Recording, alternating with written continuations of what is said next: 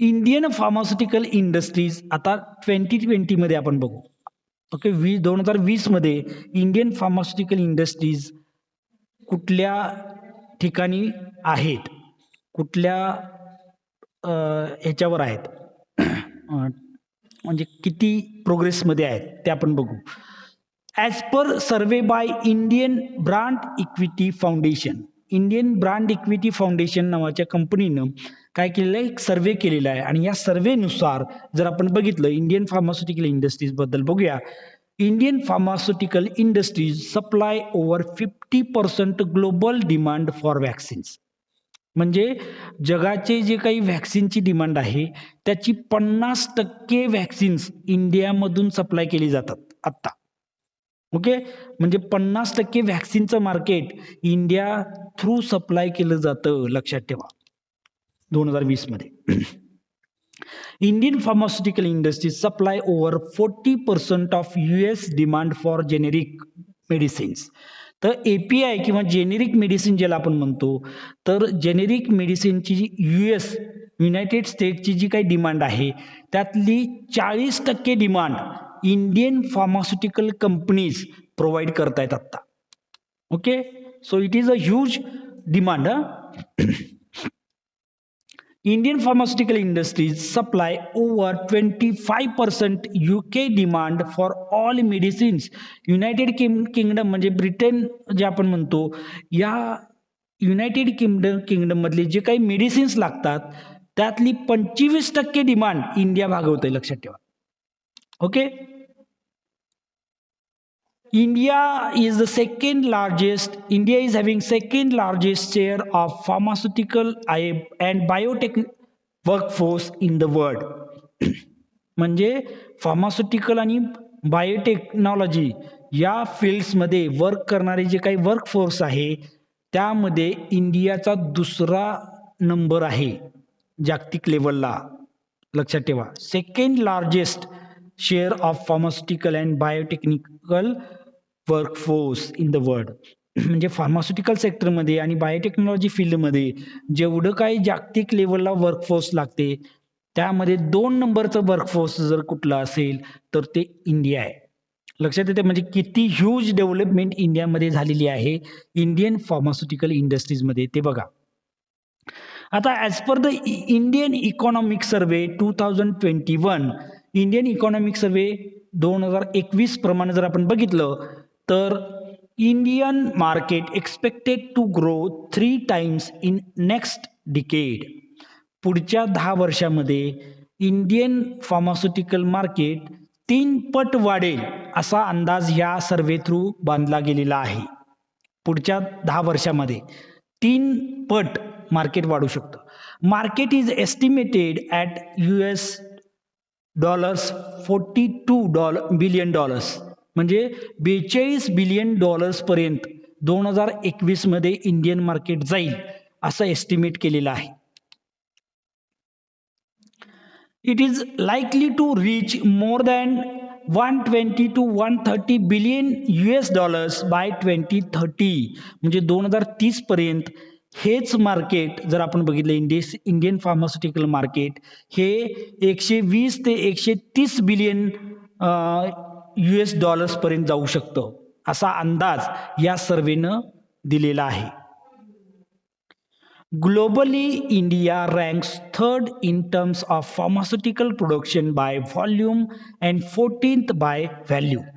Okay, म्हणजे volume किती product आपण तयार करतो, जगभरामध्ये तयार होणारे जे काही प्रोडक्ट्स आहेत फार्मास्युटिकल प्रोडक्ट्स याच्यामध्ये जर आपण बघितलं इंडियाचा 3रा नंबर लागतोय. 3 नंबरला इंडिया आता फार्मास्युटिकल प्रोडक्शनमध्ये.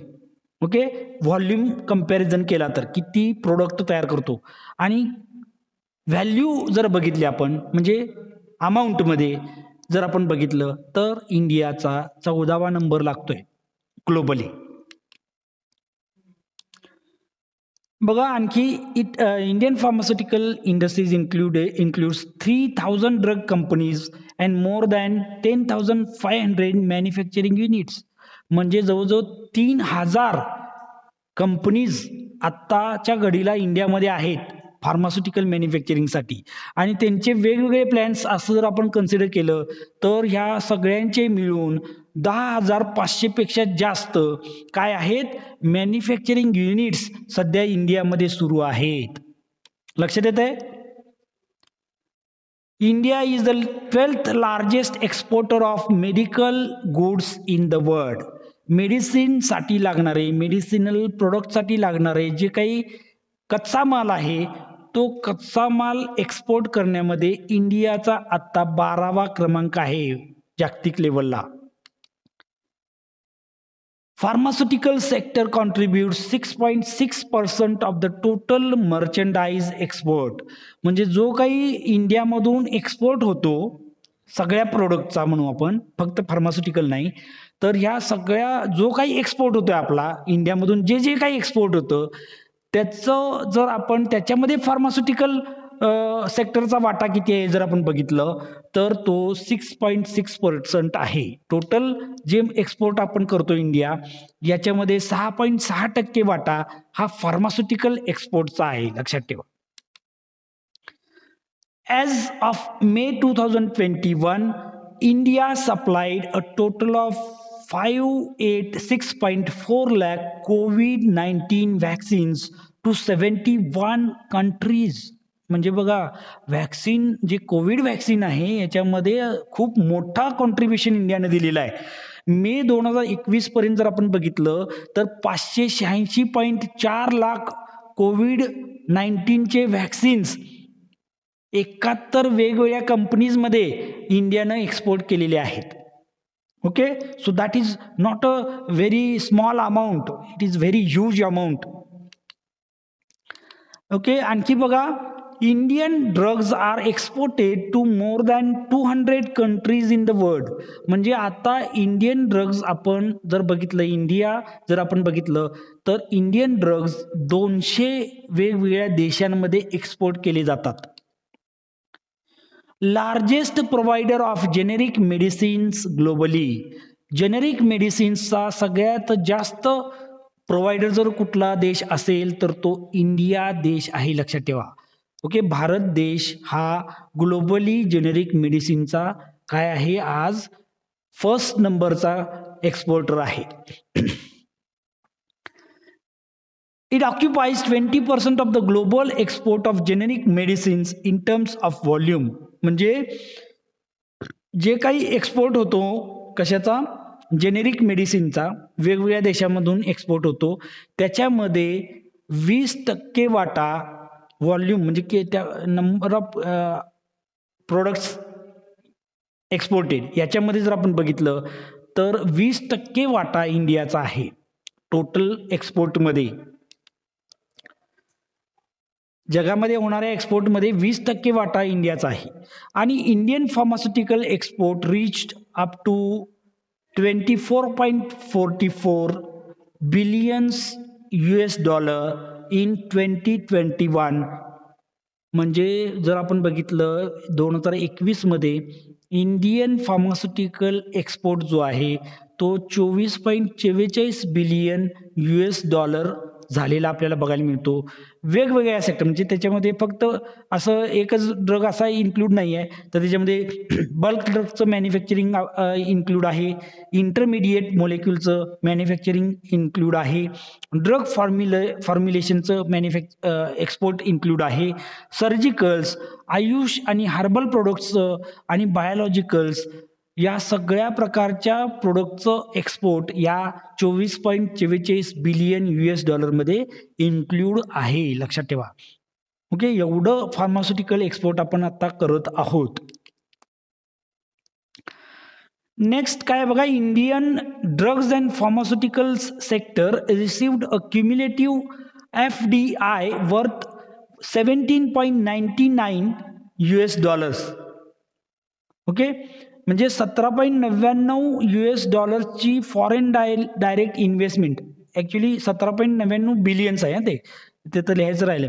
तर FDI जवळ 17.99 foreign direct investment Indian pharmaceutical सेक्टरमध्ये झालेली आपल्याला बघायला मिळते 2021 मध्ये फक्त.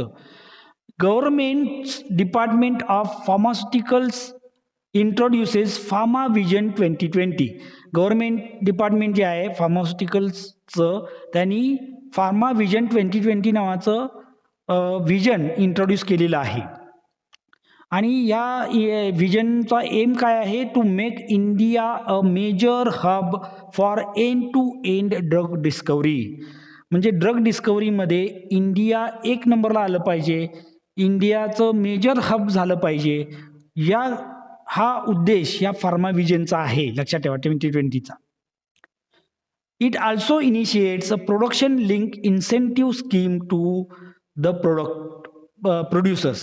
म्हणजे इंडियन फार्मास्युटिकल मॅन्युफॅक्चरिंगसाठी प्रोडक्शन लिंक इन्सेंटिव्ह स्कीम सुद्धा इंट्रोड्यूस केलेली आहे गव्हर्नमेंट ऑफ इंडियानं, which achieves self reliance and minimize import dependency of essential drugs. याच्यामुळे काय होणार आहे की